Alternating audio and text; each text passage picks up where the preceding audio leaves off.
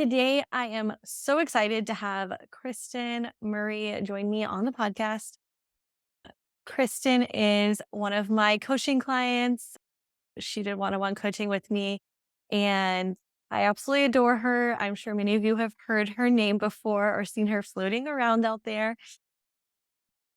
But Kristen is actually going to talk with us today about something that's really near and dear to my heart, which is the client experience and why so many photographers get the client experience wrong. And they're really focused on the wrong parts of the client experience. So today we're going to talk about how the client experience is really just about having real conversations with real people and showing your clients that you're a person and that you see them as a person and not just somebody who you're going to take their money. So to start out, Kristen, why don't you go ahead and introduce yourself? Hi, thank you so much for having me. I am an outdoorsy dog photographer based out of Richmond, but I travel around and, and really just focus on capturing dogs in their natural environment, in their element, and just having a great adventure with photography. I love that. So why don't you start out and tell everybody what our first interaction was like? Because when we started working together, I'll give a bit of backstory. When we started working together, Kristen was like, she was at a place she was doing great in her business. And she's, I'm doing fine, but I just need to figure out how to make more money from the clients I have. And when I work with my coaching clients, we really break down everything, no matter where you're at in your business. It's important to break it down to the fundamentals, the little tiny things, and just look for those little holes. And when we started working together, I remember Kristen was really excited because she had all of these amazing prep guides and all of these amazing email Oh, I've sequences and had them all. all of the things. And they were beautiful. They were so well crafted. I'm sure you put tons of hours into these things. Yes, a lot, And which go ahead. which is why I was so frustrated with you when you were like, get rid of them. Yeah. So I think like the very first coaching call we had together, or one of the first ones, she's look at this guide I have. And I was like, it's too much. Get rid of it. You don't need it. Man, I And was devastated. yeah. And I think Kristen was a little bit mad at me. I think she actually just didn't talk to me for a while after that because she was like, this girl's crazy. I just hired her as my business coach and she's telling me to burn down all of the stuff I worked so hard on. And Yeah. it took a while of like us having this conversation of, okay, keep it around, but let's like simplify it and let's keep it there for supplemental stuff when needed. But it's not the end all be all to business and communicating with your clients. So why don't you share what that was like from your perspective when we went through that initially together? Yeah. Like you said, I was doing good. I felt like I was at a good place in my business. I really just wanted to elevate my client experience and the sales session and things like that. And when we first started working together and you were like, no, you don't need these. Like, I was really upset because I had spent so much time putting in all the effort and doing this. But then I figured A, there's a reason why you're telling me this. And then B, what I have all these things and my clients still aren't really reading them, or if they are reading it, they have questions about it. What is the way that I can transition from the prep guide that they're not reading and adding all of that into the prep emails or the initial session planning consult? And how can I make that better to where they can still have the guide, but I've answered all of the important information on that call instead. Yeah. So it was really just shifting a way of how I present the information, not so much getting rid of all of the information. Right. And I think this is important to point out here. It's like by giving our clients solely a prep guide or a link to our website or whatever it may be and saying, hey, here's the information if you need it, make sure you read it. We're You're not expecting going to our read it. clients, you're right, they're not going to read it, but we're also actually expecting our clients to do more work Mhm. and they're paying us a lot of money. It is our responsibility to just do the work for them and to take Yes. care of it and to just explain the thing.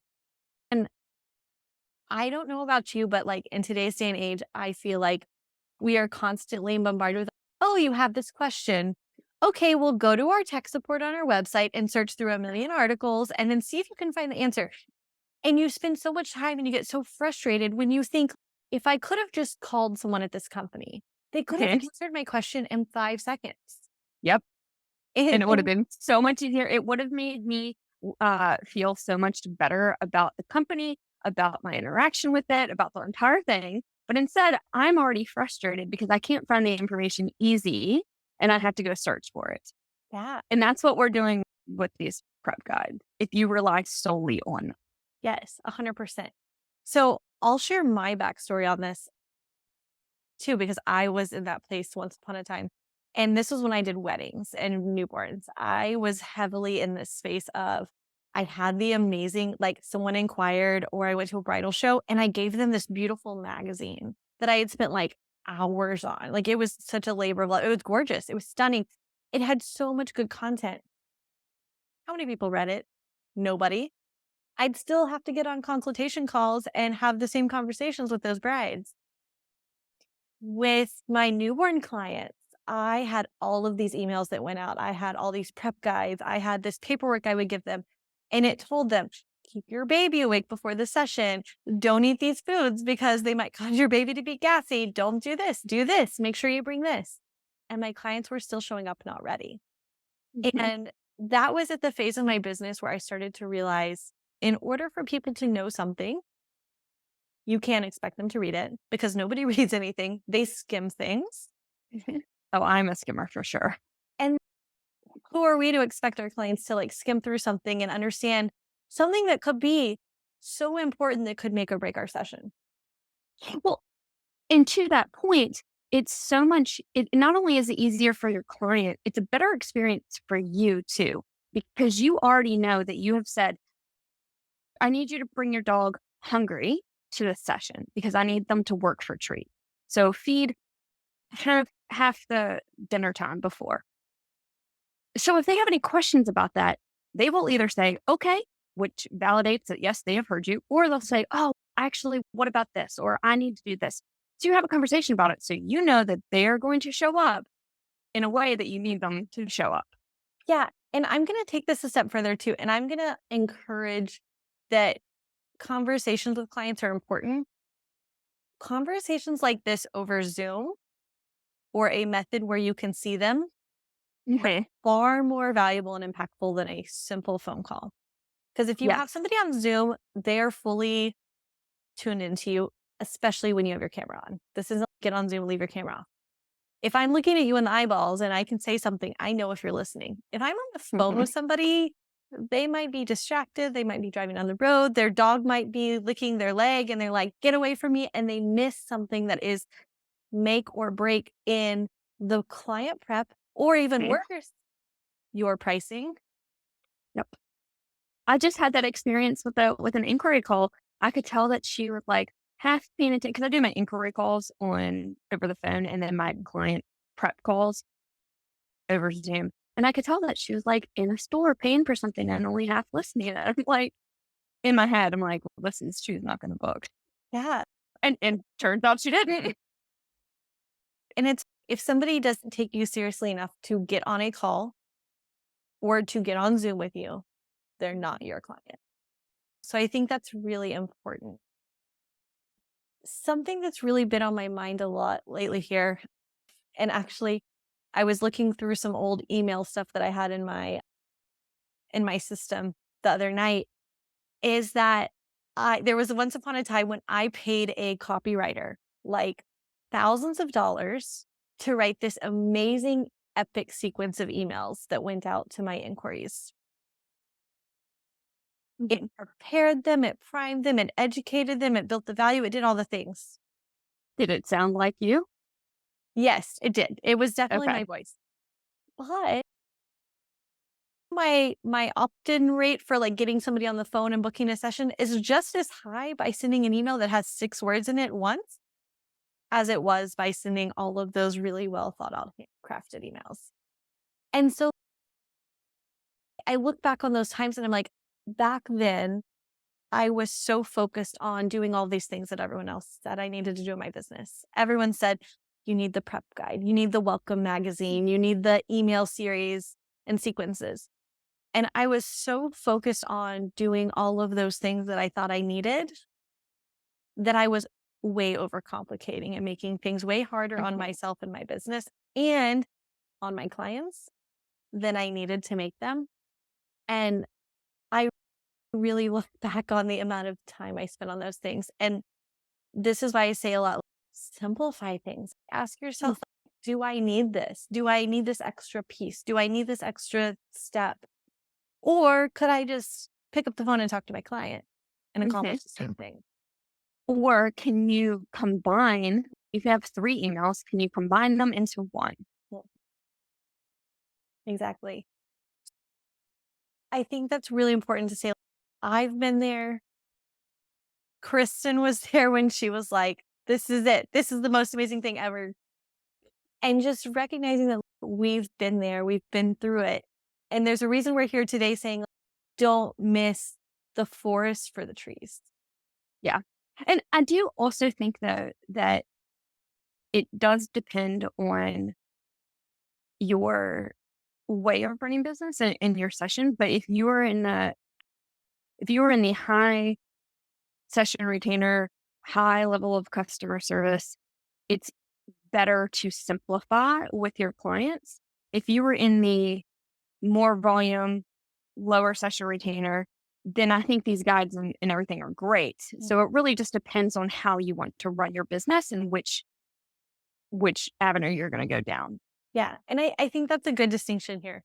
Because for those of you that are listening that don't know this, I have two parts of my business. I have my full custom portrait sessions, and I also have a high volume type thing I do every year where I'm doing 150 sessions in a matter of a few weeks. And I'm doing in person sales over Zoom. I'm doing sales. I'm selling wall art. I'm doing the same things for those clients, but I do have to rely a little bit more on a few emails that cover some of the touch points that normally I would pick up the phone because it's not possible. Now, here's the flip side of this. Those clients that don't have that phone call with me beforehand and don't get to talk to me, I am working harder in other ways, like during my session to explain those things and to educate them. And sometimes there are people that slip through the cracks and don't read, and then you get in these sticky situations. But in a large volume scale, right? When we're talking doing 150 sessions in a month, that's okay. I can afford to have a few clients that are like, oh, I didn't read that email. And you're like, can you go to make sure it's in your inbox? So, yeah, it definitely is a little bit different, but that's not to say you can't still have those higher volume experiences that are a little bit more automated. Mhm. However, your clients probably know that they're in a volume thing with less one-on-one support than your full Yep. custom clients because they're paying less money. So something that has I've been thinking about a lot lately with all of this AI, all of these automations, all these systems, is that I feel like in our day-to-day interactions with businesses, so many things now feel so impersonal. Yes, very much so. And I think that in a world where things feel impersonal, even something as simple that really bothers me is you cannot call into restaurants and just place a to-go order anymore. You have to go to their website. How infuriating is it to drive down the road and have to go pull over, go to a website, and place an order? The worst is when you have them on a phone and they're like, "Oh, you need to do this online." I'm driving. I can't. Yeah, let's just take my order. Just Exactly. So it's makes me things not like even want to eat there. it's things like that I started to really pay attention to, and I'm like, these things really bother me. Why can't I just pick up the phone and talk to somebody? But also think about how inundated our inboxes are 24/7. Our email inboxes now are cell phone texting inboxes, Oh yeah. our Instagram DMs, our Facebook messages. everything in our lives is so fully inundated. Yeah, you're just bombarded left and right with everything that you just start tuning it out. How often are you having phone conversations with people nowadays? Rarely. I think I only have phone conversations with my clients. I think Yeah, everything else is done by text. exactly. So it's like when you do have those phone interactions with people, they stand out. They feel Mhm. different. You don't have to wade through the noise of someone's inbox or the deliverability gods of Gmail and hope Mhm. and pray that your emails land in their inbox and they actually see them. I hate my email because it is inundated by crap constantly.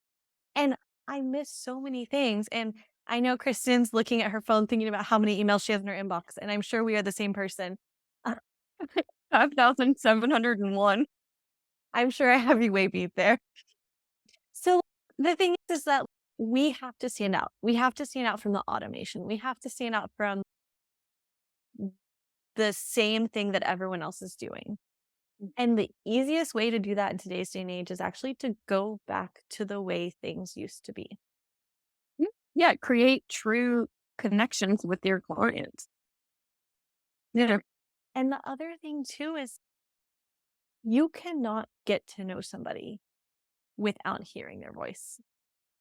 It's really freaking hard to get to know somebody over a series of emails. Mhm. And honestly, I think when I think about my life, the people I talk to on the phone in my life are the people that are closest to me, my family members, my best friends, my husband. So that shows that we talk on the phone to people we care about. We talk on the Mm, phone when we have real serious things we need to deal with people we love. So yeah. by picking up the phone and talking to our clients, we're putting ourselves in the same placement in their lives as their best friends, their moms, their family members, right? Oh, but Karinda, I'm so introverted. I don't like picking up the phone. What do I do then? That's obviously not me, but I, I I know think that there are people out there who have a big aversion to picking up the phone. I think that's a really important thing to talk about. Um, and it's funny, I don't know if you heard Catherine Crane, one of our coaching clients. She recently, was it Catherine or maybe it was Kaylee?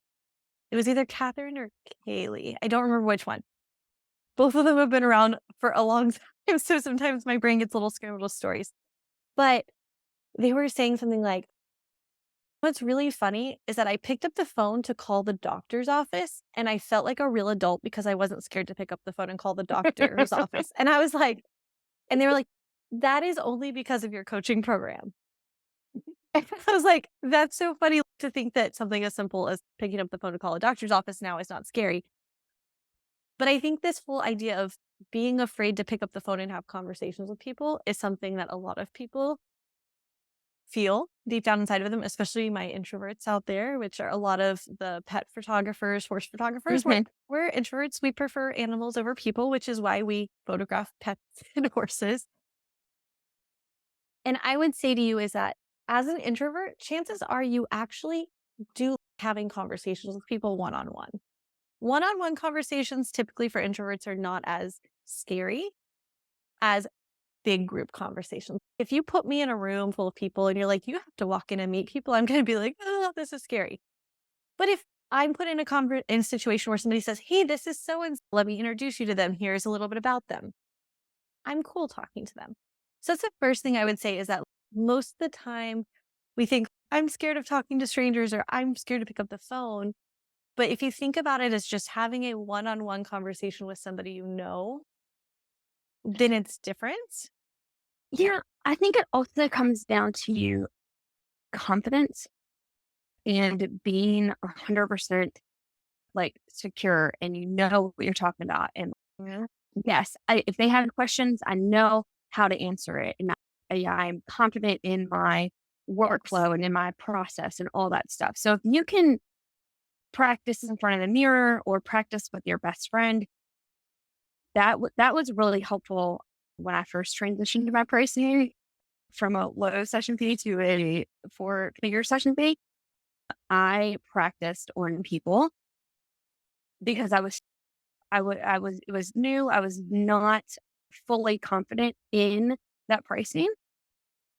And you can tell in your voice and you can tell if you're confident or not. So practicing with people, that was also really helpful. So I think if you can remember that it's just a one-on-one conversation and you're fully confident in what you are prepared to say, you should be fine.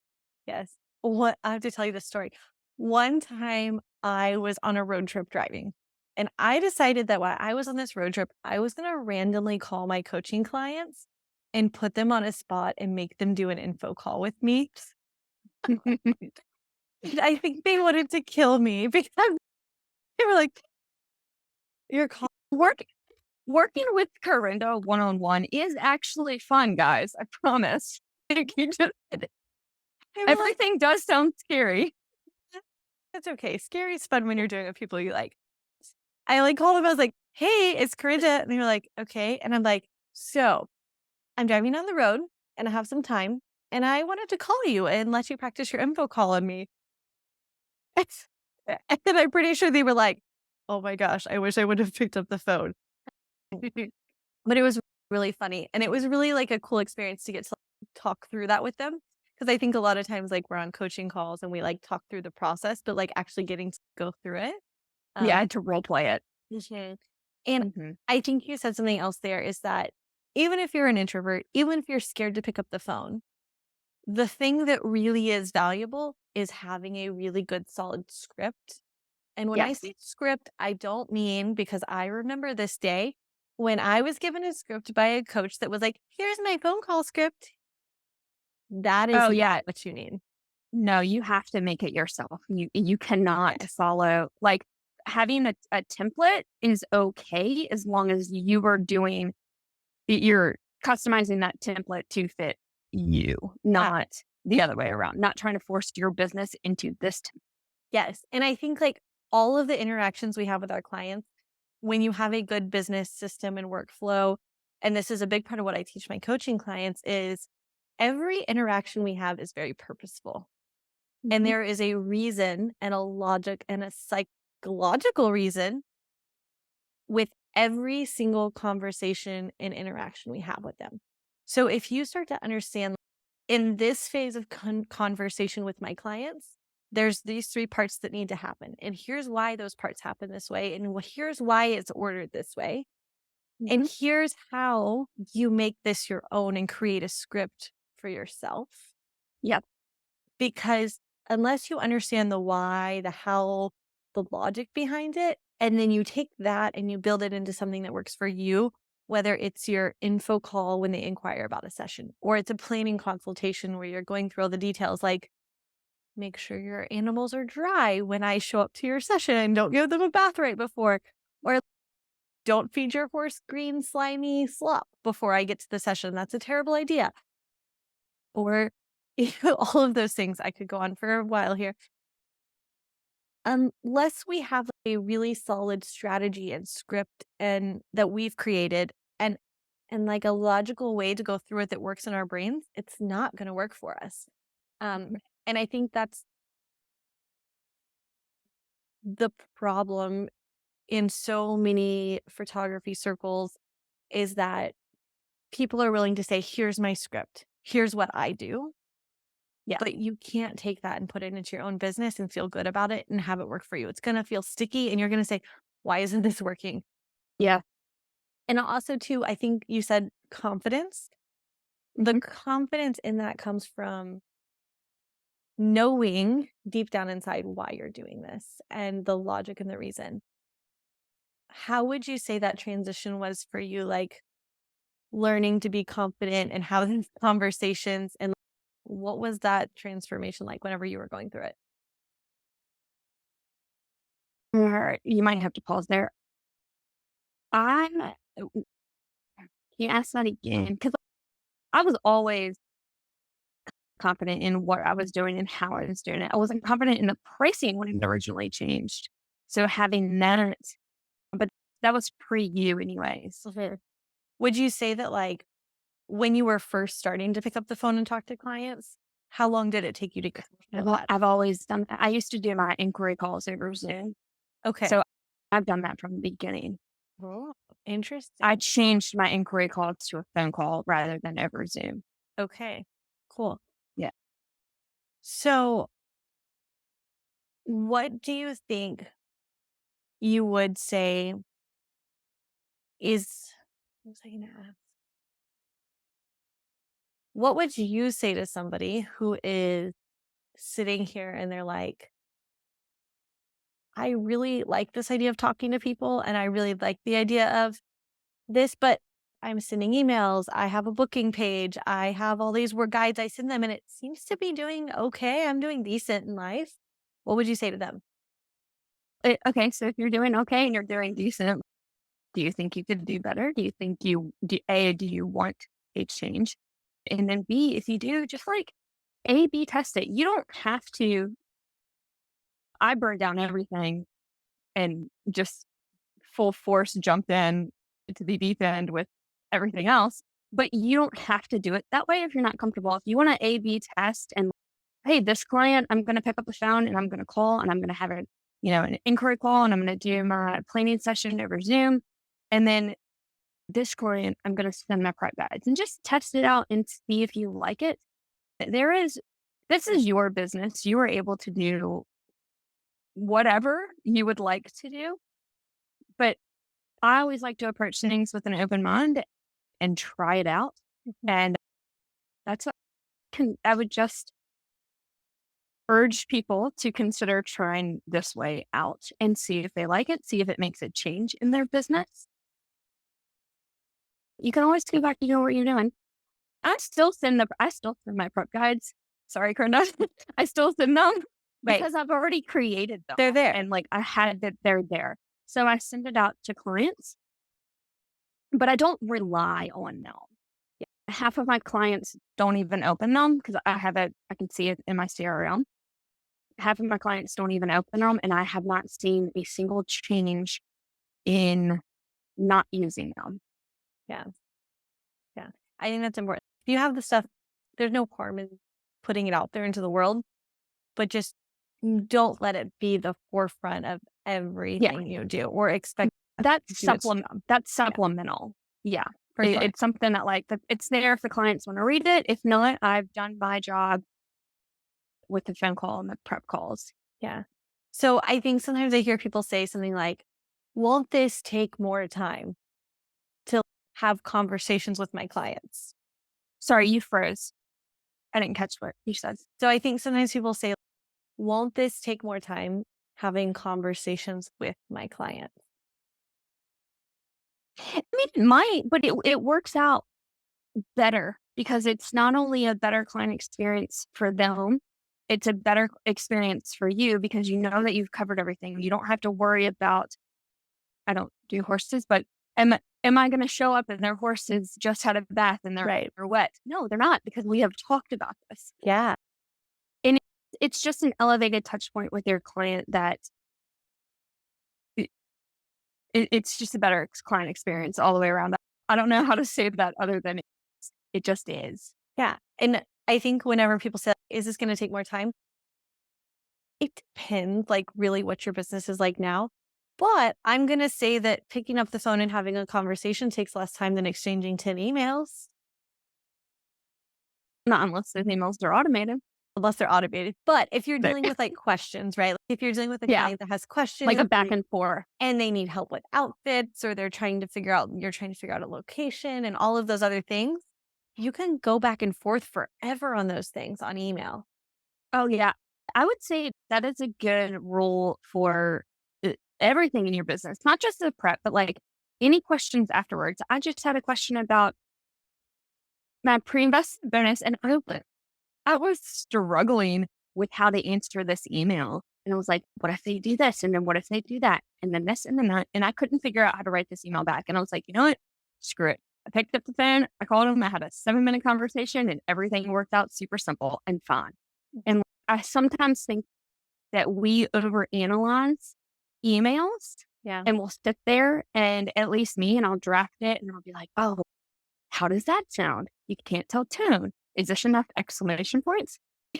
Just if you pick up a phone and call them, it's so much quicker all the way around. Yes. And also, too, for those of you that struggle with being anxious or worrying about things, I'm like the most anxious person on the face of the earth.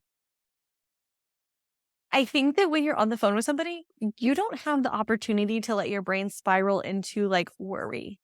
Yes, absolutely. And you save yourself that heart. Like you might be on the phone with somebody and you might pick up the phone and call a client because they have a question or they send you an email that you're like, huh?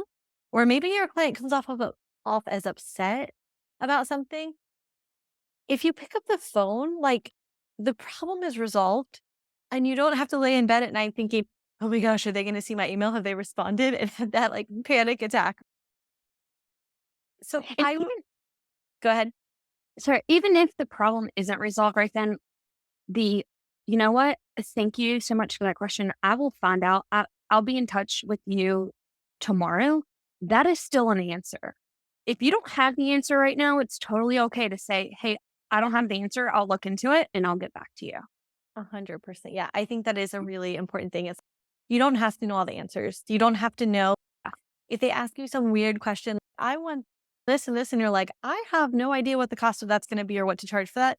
That's fine. Get back with them Mhm. later. No big deal. So definitely, I would really say that if I was just spending all my time in my conversations relying on messaging and emails and things like that with my clients, I think I would take way more time doing it.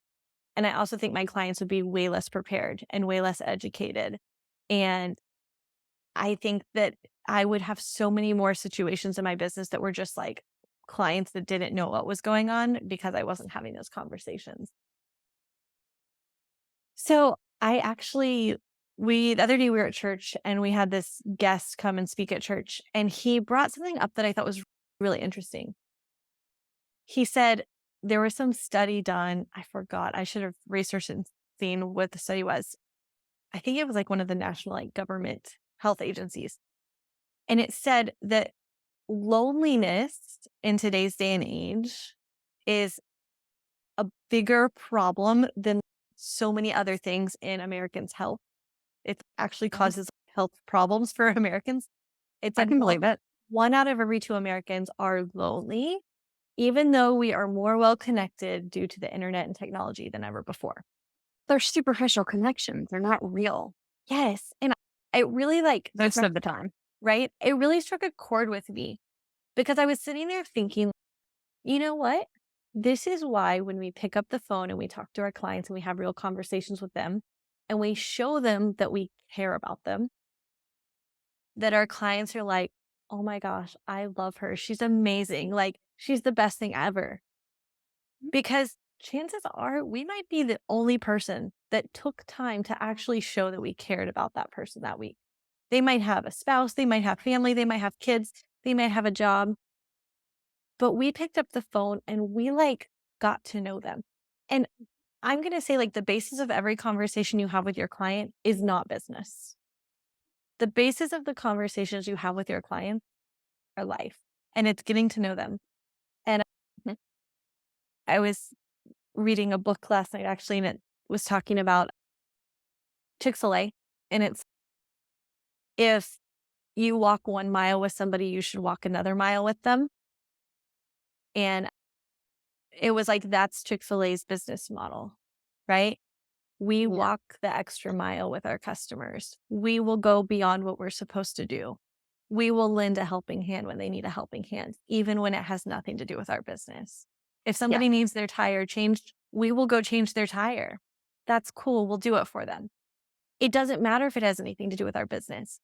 And I think that type of mentality and that type of service is really what's lacking in today's day and age. And I think people are lonely and they crave that. They crave something different. Yeah. They also want to be viewed as a person, not just a piggy bank. And when you take the time to actually build relationships with your clients and show people that you do care about them outside of what they are can do for you or how much money that they can spend with you, it truly says a lot about you and your business and just you as a person. And yeah. I think And it's a better way to serve people. yeah. And I think in life, like we run a business because we obviously love it and we love photography, but we run a business to make money. But those two things are not enough, I think, in life to fulfill a person long term, right? Yeah. There's a time when photography just becomes picking up your camera and taking a picture. Mhm. There's a time when making money just is another thing you do throughout the day. But there's something special about getting to serve and pour into our clients Mhm. and build those relationships. And in a sense, like that means so much more than our portraits. Our portraits are an extension of this, but like us serving people Uh-huh. keeps us going. And this goes back to the whole why thing too, which I could go off on a tangent about. I feel like Kristen, you want to say something. I think that some people, because in the beginning of my business, I was a little nervous about making friends with my clients because, well, if I'm their friend, then it's hard to take their money. Like, I just want to gift them all of my stuff. And then I'm never going to I'm going to go out of business because I'm always just gifting all of my photos instead of in the 3 years since going full time. I have learned that it is better to make friends with my client than keep them at arm's distance because, oh, I'm afraid to take their money if they're friends. Ooh, that's good. That could be a whole another topic that Yeah. like we go into at a different thing. But yeah, I used to be terrified of getting close to my clients and letting them get close to me. And then there was a shift and I just make friends with a lot of my clients. I think it's scary being vulnerable to strangers. Mhm. And it's also scary being vulnerable to strangers that you're like, what if they hurt me and my paycheck's depending on this? Or what if I hurt them? Or what if something happens and goes awry and all of a sudden I love this person? And I always say once you're a client, you're not a client anymore, you're a family. So I always refer to my clients as you're part of my family. And I Mhm. and I'll be honest, like not every client I get the warm fuzzies and they like really feel like family. But I was just on a call with somebody and those clients that I was just on I can get goosebumps seeing them. They're my family. I love them to death. Like Mhm. I I love them to death and uh, I will cheer them on. I will be so excited. Everything they do, everything the daughter does in her life. I see them in horse shows. I'm so excited to see them. Mhm. We I've like, gone on vacation with my clients. yeah. And it's so funny because I posted a picture actually in a Facebook group a while back of my kiddo with me at a session. My husband and my kid came with me on a session. And during the middle of the session, I was like squatted down taking a picture, and Kai ran up and he hugged me. And my husband snapped a picture of it on his phone. And I posted it in a Facebook group. And I got so much crap about that. I can't believe you would take your child to a session with you. And I just thought to Mhm. myself, A, it's my business. I get to do what I want. That's why I own my business, right? But B, those clients whose session I took my child to, they have been around since before I had him. They were around when I was pregnant. They were around when he was a baby. The mom held my baby when he was a baby and was so excited to meet him for the first time. Exactly.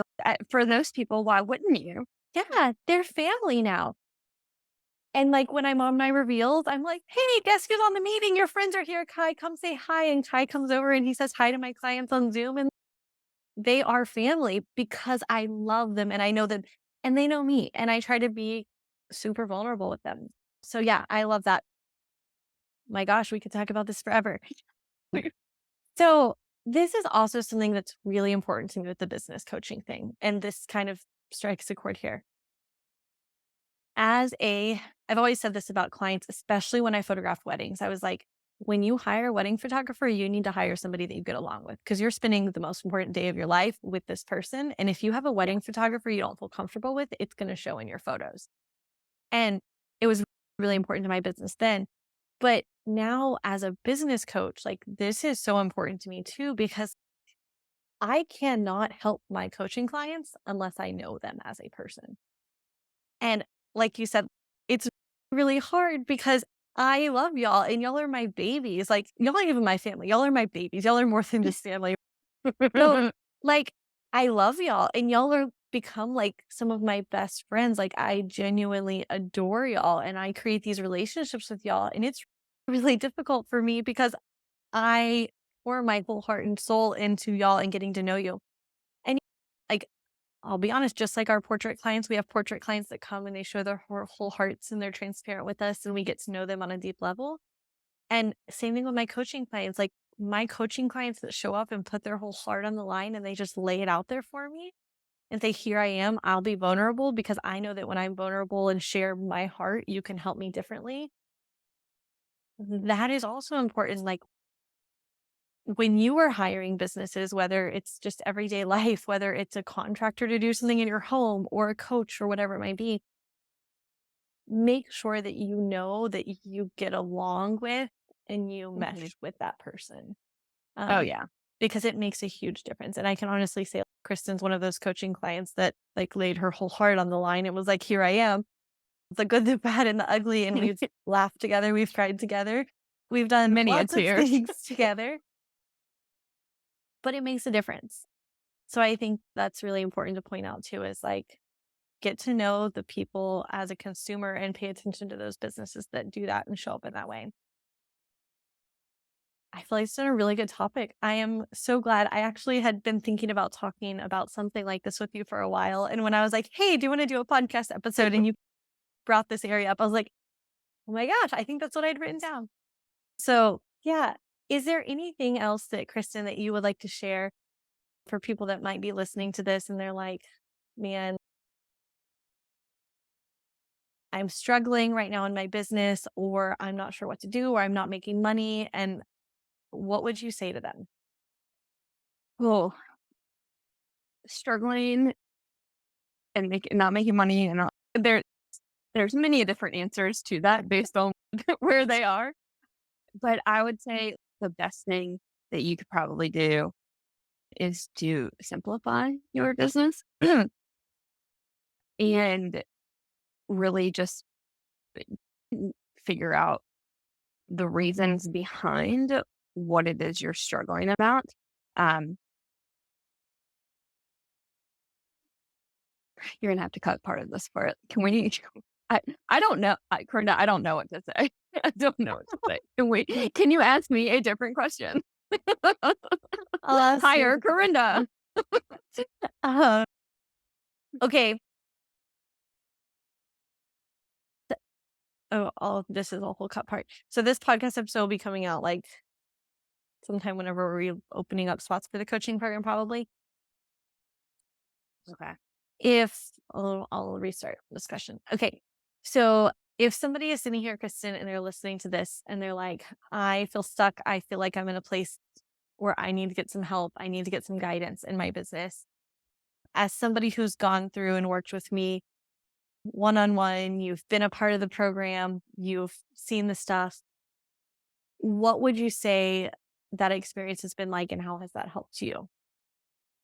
Um, yeah, you really helped me take my business from a good point or a great point, and then just make it even better by simplifying a lot of my systems and processes. So I would say start there. But yeah, I think doing one-on-one coaching with you was really valuable. I really enjoyed our time together. Yeah. And I would say do one-on-one coaching. Do you want people to join the other one? I can back up. We can cut this again. Would you like people to not do one-on-one? So, as somebody who's gone through one on one coaching and you've been in the coaching program, um, what would you say the difference is in like having like full one on one support versus Oh, gosh. going through a program? So I've done group coaching a couple times in the past, and then I've done one-on-one coaching. And I am a huge proponent of one-on-one. There's a lot. I'm a huge proponent of one-on-one because of the way I know I am in groups, that sometimes it's a little harder for me to step up constantly because I feel like I don't want to monopolize conversations. But also going through videos on my own, sometimes I get sidetracked. But having the one-on-one coaching where it was like every Monday, every other Monday, we're gonna talk and Corinda's gonna hold me accountable and I have to actually do the homework that she gives me. That was very helpful for me and how my brain works. The Yeah, so if you're a group coach type of person, your group coaching is wonderful. I love it. But if you work like me, I'd say private one-on-one is the way to go. You just need someone to kick you in the butt all the time. Yeah. It's called accountability, Corinda. Yes, it is. Has going through the process with me, how uncomfortable has it been at times? Or has it always been easy? When you made me do my why, that was pretty uncomfortable. I remember really resisting that and fighting it for a while. So that was uncomfortable. But the rest of this stuff, I do remember one time when gosh, I can't even remember what you told me, what it was. There was a change you wanted me to make, and I remember getting off the call and going inside and talking to my husband Daniel, and I was like, "This chick is crazy." Like, she wants me to do this. And then I was like, I just paid her all of this money. Like, I have to at least do what she says. I wouldn't have been in a position where I'm looking for coaching if I wasn't actually going to do the things that you suggested. But I'm also like not really married to a lot of, at that time, I wasn't really married to a lot of the stuff that I was doing. I'm always, I always like to test out new things Right. and see if it works and if there's a better, more efficient way to run my business. Yeah, so I did it and I changed it and then it was great. And it's been great. Again, it's just I feel like I had a great business to begin with. I was confident in what I was doing. You just helped me tweak how I was doing it. That in that tweaking the how has made all the difference. Yeah. And I think that's what initially my coaching program in the early years was called Photography Business Tune Up because I was like, when you are fixing a car and you're tuning up your car, you have to go through every little thing in your car to find out what needs to be fixed. And Mhm. unless you're willing, you can't just like, pop up with the engine and be like, oh, I'll look at the top of the engine. And all too often, I feel like people come to me and they're like, can you just look at the top of my engine? Surely you can Yeah. just fix it from here. And I'm like, no, we got to break it down. We got to go back to the Uh-huh. basics. And I think something so little, I remember when we were going through one of the coaching together, it was like one question that you weren't saying in your reveals Oh yeah. that Yeah. changed everything, right? One What tiny else? question. What else? 2 Is words, there anything else? Where else can we yeah, 2 made words. like, made a $3,000 difference in one client. But unless we made the time to go through all the other little pieces, and unless we broke it down to like that microscopic level, we might not have found the 1 word or 2 words Yep, that we're missing to fix it. yep. So yeah, I really love that. And I think that's really important. I appreciate you joining us today, Kristen. It has been fun talking to you. It's a blast. And I love getting to watch you do lots of fun things and go on your adventures. You'll have to check out Kristen. I'll link all of her details in the show notes. She actually also has a really cool van that she bought and she does trips in, and it's really cool. I'm getting to watch her go through that journey of building out her van and adventuring. And yeah, so you'll have to follow along and watch for what she's doing there. But I'll link all that stuff in the show notes. Thank you so much for joining us today, Kristen. Thanks, Corinda. It's always a blast chatting with you. Bye.